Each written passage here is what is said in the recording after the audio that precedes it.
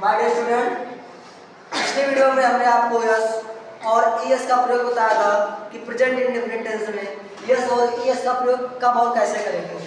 बेटा आज हम आपको प्रेजेंट इंडेफिनिट टेंस पढ़ा रहे हैं। ठीक, प्रेजेंट इंडेफिनिट टेंस बहुत इंपॉर्टेंट टेंस है। ठीक, बहुत सारे बच्चे प्रेजेंट इंडेफिनिट टेंस में कंफ्यूज रहते हैं कि बेटा देखो हमने कहा प्रेजेंट, ये क्या है बेटा?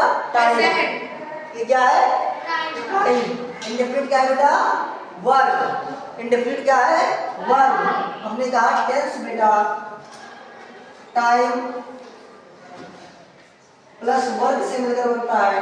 तो टेंस बेटा टाइम प्लस वर्ब से मिलता है, मिलकर बनता है। यहाँ पर टाइम प्रेजेंट है, वर्ब जो हमारा हो रहा है प्रेजेंट टाइम में वो कैसा है? इंडेफिनिट है। जब हमने टाइम और वर्ब को ऐड किया तो क्या बना?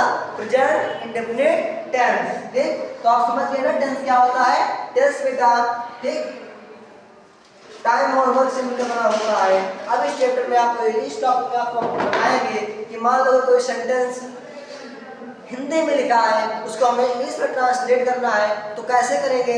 हम कैसे पता करेंगे कि जो सेंटेंस लिखा है वो हमारा प्रेजेंट इंडेफिनिट में है, और अगर प्रेजेंट इंडेफिनिट में है तो हमें उसको इंग्लिश में ट्रांसलेट कैसे करना है।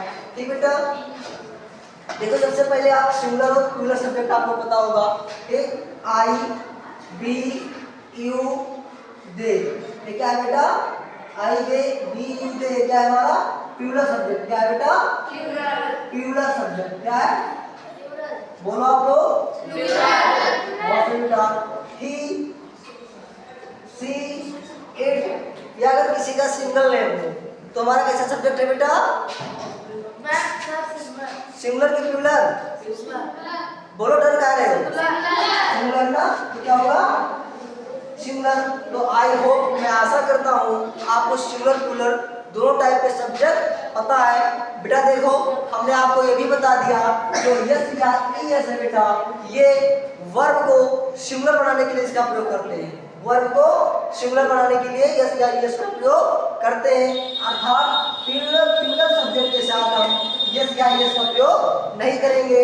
यस या ईएस का प्रयोग केवल सिंगुलर सब्जेक्ट के साथ ही होगा, क्योंकि बेटा जो हमारी वर्ब होती है वो अपने आप में प्लूरल होती है और सब्जेक्ट हमारा सिंगुलर। जब हमारा सब्जेक्ट सेंटेंस में सिंगुलर आ जाता है और वर्ब हमारी प्लूरल होती है तो वर्ब को भी सिंगुलर बनाने के लिए हम यस या ईएस का प्रयोग करते हैं। तो आप कंफ्यूज मत होना कि यस या ईएस क्यों लगा रहे हैं। बेटा यस या ईएस का प्रयोग हम सेंटेंस में भी वर्ब को सिंगुलर बनाने के लिए करेंगे।